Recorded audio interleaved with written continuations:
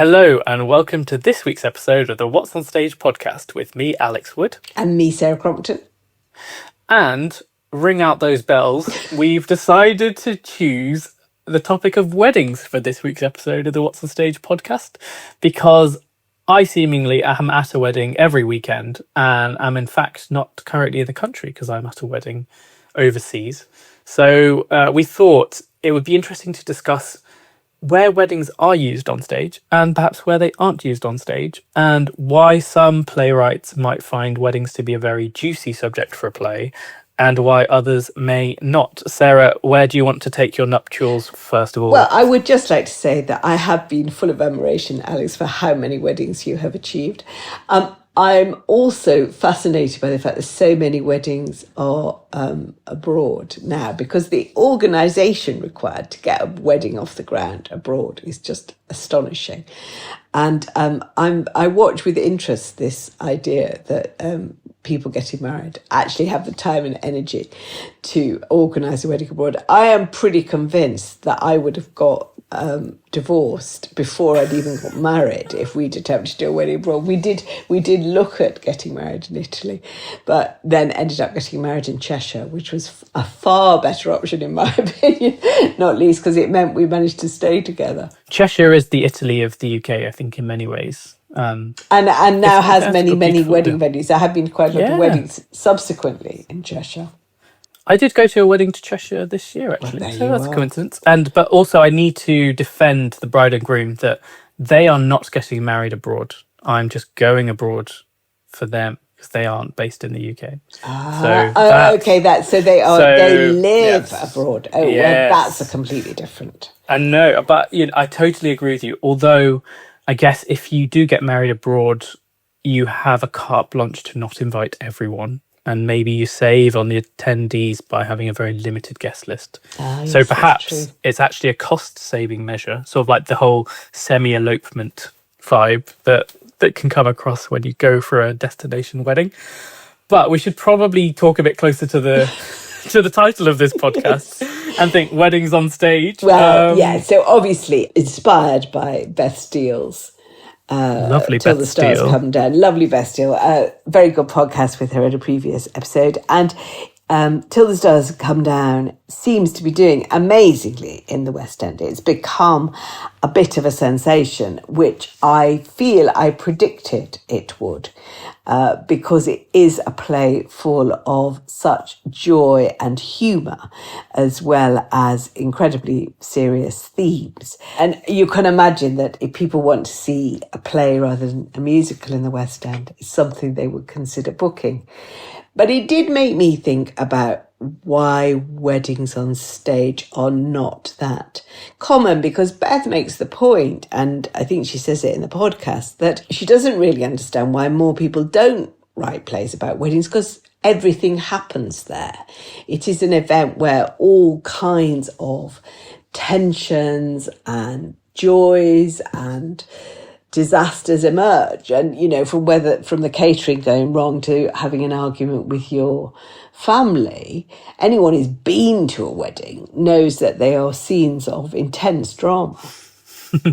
You also get past, present and future all coinciding in a very short space of time. So you get the history of a relationship or the history of a family coinciding with the promise of a future family or a future relationship, or the idealism that comes with being a couple versus often when you've got parents or parents-in-law, the cynicism or the sort of experience that they might have had having been married for X amount of time, that it creates a very uneasy but very juicy tension, which I think Beth Steele plays so well in Till the Stars Come Down. And what she also does so brilliantly is bring in a whole State of the Nation dialogue that you can do by introducing this idea of having families from very different backgrounds or experiences or different economic situations coming together. And by doing so, you're pitting them against each other. And again, it creates a very natural and easy conflict, whilst at the same time, people can be preparing for a wedding. So there's a very natural shape to the plot. You've got pre-wedding, during wedding, after wedding. So yeah, I do also share your surprise that there aren't more of them, but maybe it means that when they do come along, they can stand out like Till the Stars Come Down does. Well, Beth has also talked about the idea that people said that her play was like Coronation Street, was like a soap. And, what a sort of... She wasn't best pleased with when she, I don't think. She wasn't best pleased with it. It's an interesting point, though, because actually weddings are the mainstay of soaps. Very few soaps haven't had memorable weddings in them.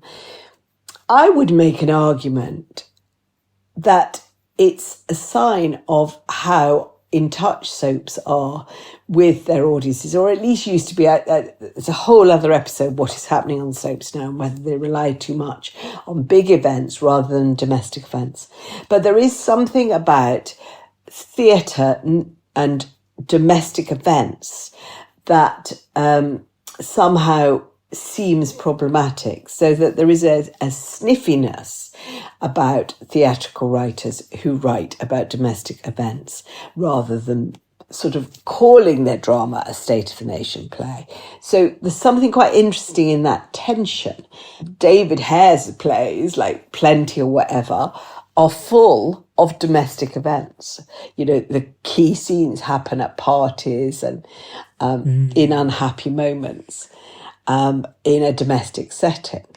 But because it's presented as a state of the nation, a state of history play, that people don't judge it in quite the same way. So there is something interesting in that tension.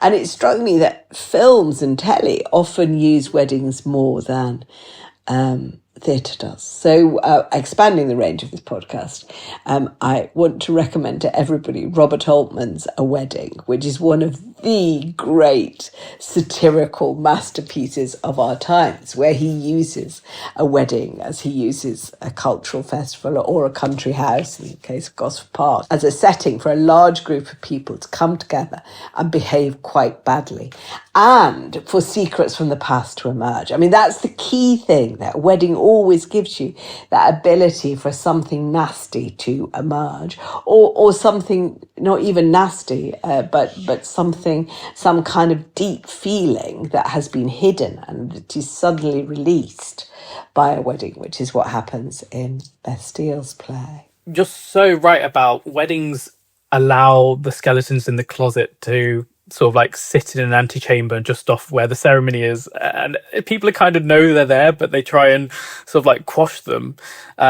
And just quickly on the point about films, I know one of my favourite comedies in recent years is the Anyone But You film, starring Sydney Sweeney and Glenn Powell, which is based on Much Ado About Nothing, which is a famous wedding stage play, and there's a big wedding, but this turns the whole thing into a destination wedding from the beginning right the way through, whereas obviously in Much Ado the wedding only comes right towards the end. But that was a really fascinating way, like you say, that film leaps into the realm of a wedding in a way that theatre doesn't always do. But that's interesting because, of course, that's exactly what Jamie Lloyd's production of Much Ado About Nothing did. And indeed, other really good productions of Much Ado About Nothing I have seen very often frame it that people are turning up for a party and that a wedding develops from there. And that party setting does enable you then to have this slow release of hidden secrets. And I think that if people say plays shouldn't be about weddings, they really only have to look at Shakespeare, because there are three really significant weddings in Shakespeare. One is the wedding at Much Ado, where the mood of the play fundamentally alters from this celebration of men returning from war, women greeting them, sense of life beginning, to a sense of life ending, where a bride is wrongfully accused of having lost her virginity before her wedding night, and where her father, in really one of the most shocking moments of the play, disowns her on the spot. So the idea that she is sullied, the idea that she is spoiled before her wedding, is deep darkness that lies over the rest of the play. And very good interpretations of the play that I've seen, including Jamie Lloyd, make that rupture absolutely clear. Even though the play ends with a comedy again, they make the sense that there has been this terrible familial rupture between Hero and her father. Very significant. You know so little about Shakespeare. So you imagine that perhaps he went to a wedding and something terrible happened between the bride and her father. Because there is something kind of so awful about that. And then you obviously get the other famous line, which is kill Claudio. So the relationship between Beatrice and Benedict fundamentally changes because he has to agree to kill his best friend in order to win her love. So there's that deep understanding of how weddings are just as much as marriages are a revelation of things that are hidden all the time. But then you compare that to A Midsummer Night's Dream, where Shakespeare kind of uses the wedding to tie everything up in a neat bow, so that then everyone can be like, well, okay, I guess all that romantic turmoil has ended now and we can just focus on the comedy for the final act. So he uses it in a very different way there. But then you also get something like Taming of the Shrew, where the wedding sets up the conflict. It doesn't resolve it. It does the exact opposite. And then it really is the thing that ratchets up the tension and ratchets up the stakes. So, yeah, like you say, maybe Shakespeare also had a big summer of weddings and it inspired some of the greatest plays of the of this millennia, I guess. Yeah. I think one of the interesting things about wedding plays is how much, and it's particularly true of Shakespeare's, how much what's happened before lies over what subsequently happens. Because the Midsummer Night's Dream wedding, admittedly, is joyful and healing. You know, there's a sense at the end of that play that all the confusions have been healed, that everybody has worked out how to talk to each other and to communicate. I always do worry that, in fact, they haven't, that I wonder how successful Hermia's marriage is really going to be. And the fact that she has been made to fall in love with the wrong man at many levels by magic, you could take that as a kind of great notion of romantic love healing all, but you can also say she's basically just married the wrong person. So I think all those tensions are there in Shakespeare, and I love that. And of course the Petruchio Caterina wedding is just unbearable because it's all, the reason the play is so rarely performed is it is all about a woman of spirit being forced into obedience, and in a sense there's a mirroring wedding at the end where, you know, she puts her hand under his foot. So she has so given in to Petruchio that she is now his chattel.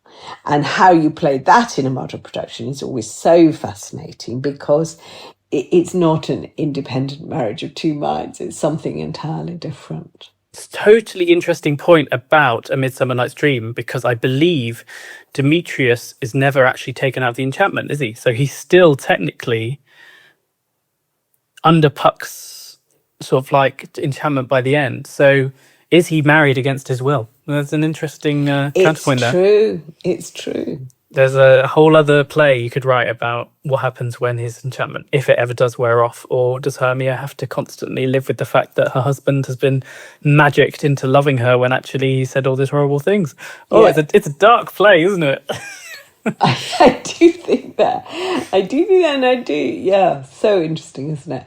I mean, that's the truth. I mean, theatre on the whole, you know, when we were researching this, I was thinking about all the Edward Albee plays that are essentially about marriage. I mean, there's Marriage Game, Delicate Balance, Who's Afraid of Virginia Woolf. All of them are about marriage, but he never looks at the wedding because I guess that people treat the wedding as the moment of joy and blissful fulfillment, and all the terrible things come out later. But I think in a sense that's not the case. There is something about the act of marriage and what its both celebrating and also putting under the carpet that's so interesting. There's a brilliant ballet called Les Noces by music by Stravinsky and choreography by Bronislawa Nijinská, who was Nijinsky's sister. That's extraordinary because what that does is focus on the ceremony, and the design is a very famous design, and the bride has long plaits and everybody's in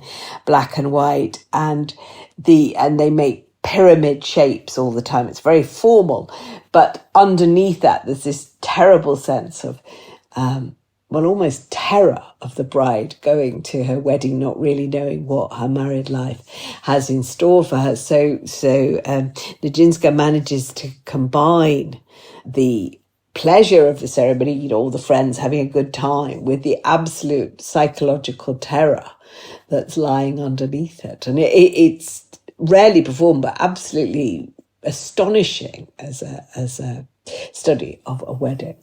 Well, terror at weddings sounds like something straight from Game of Thrones, doesn't it?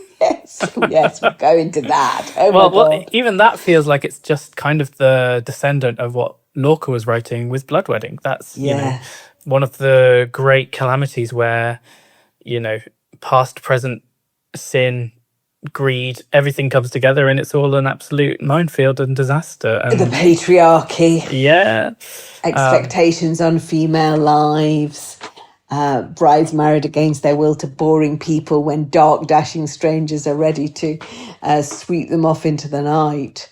I saw that in, I think it was like 2007, long time ago, with Gabriel Garcia Bernal as the interloper, as the man who comes and abducts the bride. And I've always thought he was absolutely at the height of his fame at that point. And I've always thought that my whole interpretation of the play, which is a very difficult play for British audiences, I mean, it is regarded as a Spanish classic, but it's about as far from Till the Stars Come Down as you can imagine, because though its themes are not dissimilar actually, but it's highly wrought, highly poetic. It has the figures of love and death, the moon, they all take on embodied roles. And it is really hard to perform in a British context, but it does have this sense of death overhanging an event supposedly of celebration, and also that sense of mismatched fate of people not getting what they want from everything. And I'm sure that my interpretation of it was slightly skewed by the fact that Bernal is so sort of charismatic at the time. I'm never sure I read it quite right from that point of view. The form and the structure of a wedding and the contents of a wedding also feel very ripe in terms of you've got the ceremony, but then you've also got the speeches, and then you've got the dance, and then you've got the inebriation. So, and often a wedding speech is often very exposition heavy. So you're going through the life of the bride and the groom. So that's very easy for characterization and allowing audiences to have insights into where these characters have come from that doesn't feel forced or crowbarred.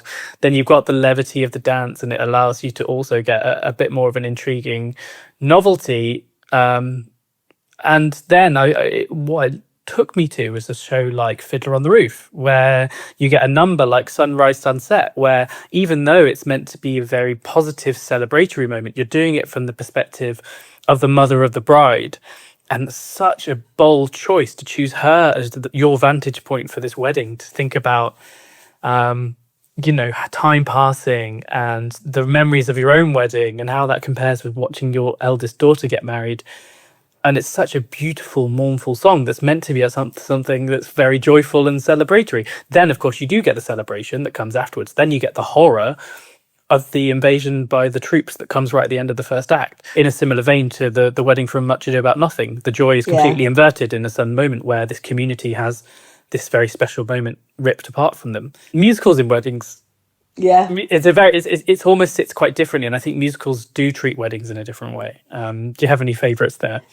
Well, I suppose the obvious one is Sound of Music, which is the great sort of moment of coming together of, Maria's religious belief and her pragmatic beliefs, and also again comes just before the darkness falls, because it is the moment where you solve the problem like Maria by having a moment where she marries her captain and hopefully sails off into the sunset, and then as that moment arrives, he has to stand up for his beliefs and stand up against the rise of the Nazis.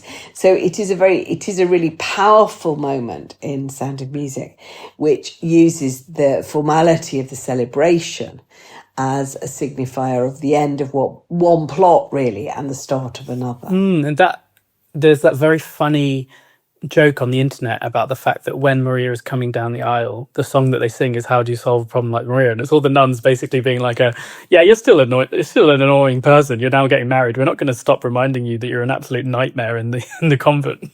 It's like on the happiest day of her life, and it's them like moaning about how much of a nightmare she was. And I think people can write in and tell me I'm wrong about this, because I may be wrong, but I think that's an interpolation from the film. I've got a feeling in the stage show you just get the wedding mass, so I think it's the film that does that. But everybody, I haven't got any reference books to look this up in, so everybody can write in and tell me that that's not correct. Well, in my defence, I've never actually seen it live on stage.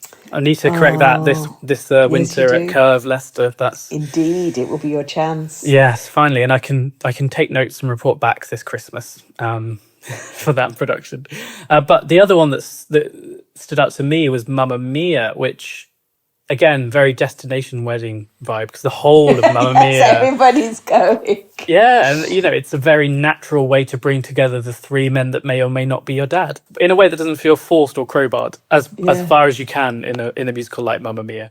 But that again also lends itself to the music of ABBA, because ABBA is such a wedding staple that it makes complete sense to have, especially like songs like I Do, I Do, I Do, I Do, I Do, or Dancing Queen, or Gimme, Gimme, Gimme.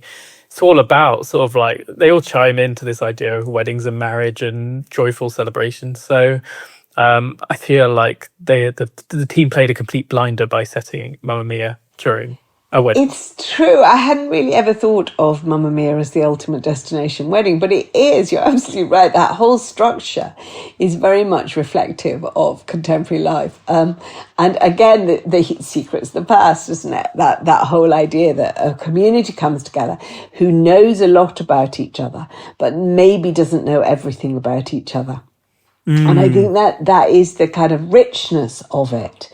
And that's why a film like Four Weddings and a Funeral is so brilliant, because that pivots all the time on what Hugh Grant in his various best man speeches is revealing about the groom, without realising that only he knows things that other people do not know. And we've all been to weddings where that happens. Yeah. And I do think that's the cleverness of using a wedding in a theatrical setting, because it's a way of inviting an audience into something that they feel is very familiar and then taking them in different directions. Sam Holcroft's A Mirror, which I really wasn't a mirror of, and which I was really pleased got a West End run, does exactly that by setting the whole play up, and everything in advance says that you are going to a wedding and that you are an honoured guest, and then absolutely subverting what's revealed, because the wedding becomes a mirror for something different. And it's a superbly clever use of that device, I think. There was a TV series called A Bit of a Do. Did you ever see that? No. It was long running and it ages me, I think, to remember it. But it was by David Nobbs, and it starred David Jason in one of his not Del Boy roles. And it really was superb. And it basically had two series and told a story through those series. But each episode was a different event. And there were two weddings in each series. And it was just this creation of a community, rather like your summer. I mean, rather like your real life summer, of going off to different weddings, of a group of friends going through the rites of passage of life, of weddings, christenings. I think there was one set at the Angling Association, which maybe doesn't reflect your life. Not yet, who knows? Give it 20 years, yeah. But yeah, and using that idea of knowledge is always what people know and what they don't know that makes the tension and the theatrical excitement and the dramatic excitement of the event so pertinent. The other musical that I was thinking about, and it's actually because on last week's episode you were talking about the orchestrations, was Oklahoma, which again takes the joy of the wedding and then transforms it into something completely different. Not in the exact same way that a mirror does, but you think that you've got the joyful ending of Laurie and Curly come together and finally getting married, hooray, case closed, and then suddenly a disaster happens and there's a murder, and all of a sudden what was a wedding becomes a trial, and it completely transforms suddenly, and the stakes are completely changed, and you pull the rug out from under an audience's feet. This was in the Jordan Fine version of yes. In most, there's an intervention and then the wedding goes off. So Judge gets killed, and then they're like, "Oh, Curly did it," and most of the time they're like, "Yeah, Curly did it, but it was self-defense." I think it was even so, so he like, the plays up jump the horror of that moment. So normally everybody just goes, "Oh, yeah, it's fine," and carries on. Whereas, in the extraordinary version, which it does become very, very dark and leaves this terrible, basically.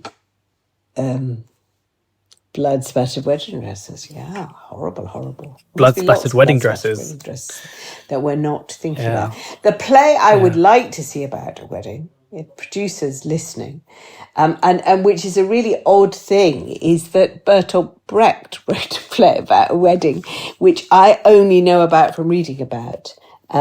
It's called A Respectable Wedding. And interestingly, it did have a revival where James Corden, in one of his early roles, played the best man who keeps popping up and telling inappropriate jokes. So Brecht was obviously absolutely on the money when it came to what being at a wedding is like. And he used it, I think, as a satire on bourgeois aspiration and, the destination wedding.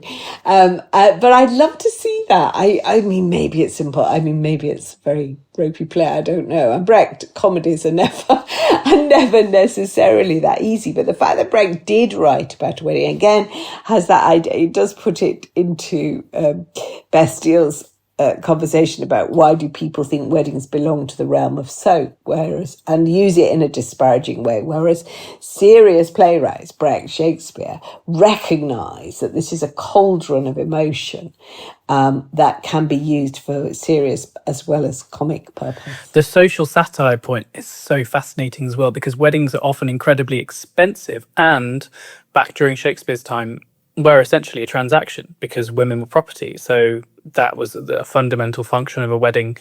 And thankfully, that is no longer the case in the present society. But it reminded me of Les Mis, which has a very glamorous wedding scene. And you go from these urchins and soldiers and blood-torn men, and then suddenly you've got this overwhelmingly sort of like opulent wedding scene. And then the Thénardiers show up, and they sort of like try and play havoc with all these dukes and duchesses and everything. And it just shows the character of Marius, who had been slumming it in the trenches trying to fight for revolution. Actually, at the end of the day, he's got loads of cash and he's totally sorted for life. But it's sort of this guy who was playing at being a revolutionary was ultimately part of the bourgeoisie the whole time.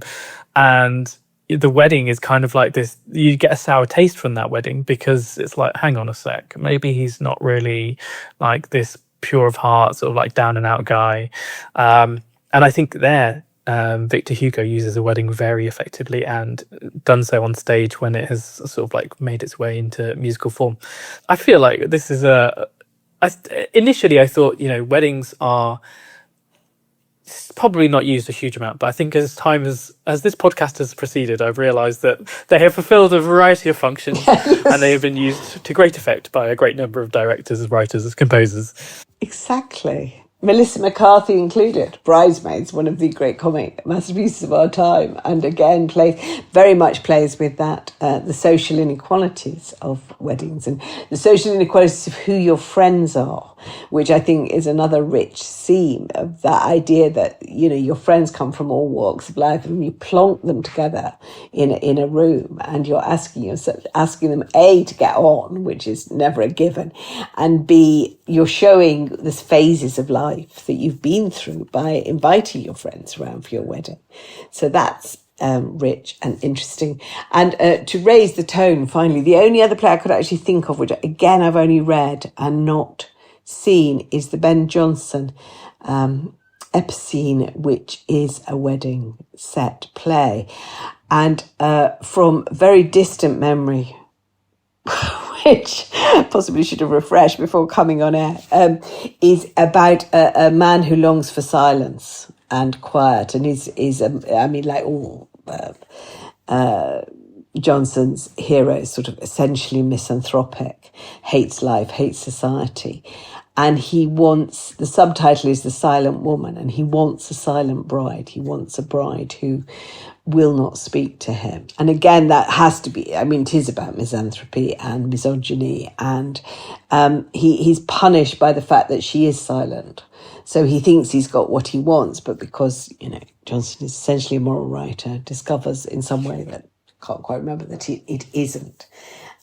So, yeah. Well, not to bring this full circle, and to tie this into the Edinburgh Fringe, a couple of performers, Linus Karp and Joseph Martin, who are behind Gwyneth Goes Skiing, which is one of the two plays about the Gwyneth Paltrow skiing incident, are actually getting married on stage at the Pleasance Grand at the Edinburgh Fringe this year in front of an audience of theatregoers. So they're turning their wedding into a performance. And obviously a wedding is in itself already a performance, but they are breaking down the barriers between performance and reality and getting legally married on stage at the Edinburgh Fringe on August the 16th. So there we go. So they don't do it repeatedly. They just have that one night where they're actually getting married. I mean, why didn't I think God. of that? It would have saved so much money if I'd charged people to come to the wedding to watch it. That would have been... Brilliant idea. Yeah. I'm there on August 16th. Maybe I'll pop along. Yeah, make sure you bring some confetti and, I don't know, maybe some shoes to change into once the disco gets going. Yeah. Well, on that note... Yeah, wonderful. With me off to Edinburgh, you go off to your wedding. Have a lovely time. I'm sorry I was rude about your friends. I think it's absolutely fine that they are French. Of course, they're allowed to live in France. Yeah, exactly. Although it would have been nice if they'd had a destination wedding in the UK. It would have made logistics a bit easier. Made your life easier. But, they can do that when they renew their vows, I'm sure. Yeah. No, it's brilliant. Well, I hope you have a lovely time. I hope they have a very successful wedding and none of the theatrical disasters of the plays that we've discussed happen to them. I'll keep an eye out for mysterious Spanish men just in case. That's my civic duty. On horses, yes. Yes. Wonderful. Well, in the meantime, it's a goodbye from me, Alex Wood. And a goodbye from me, Sarah Crompton. Make sure you like, follow, subscribe, leave a comment, rate this episode, or generally rave about the podcast wherever you can. We'll be back with Friday episodes and a smattering of bonus episodes in between.